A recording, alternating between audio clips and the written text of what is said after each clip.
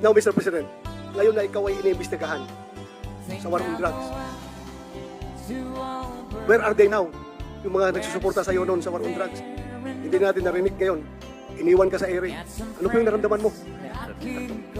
Alam ko kasi, yung for the good time lang yan sila. Yung crisis kang ganito, wala ka namang kaibigan. Tama naman sabihin ng tao na, bakit kami may utang na loob sa iyo? Bayad ka. Trabaho mo yan. Tama yan. In theory, tama yan. Tama sila. Kayong mga pulis. Ikaw.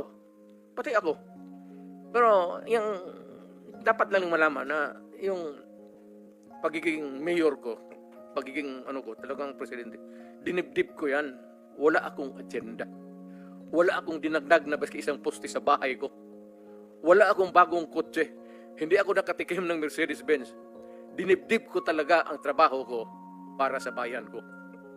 Ayaw kong maging hero.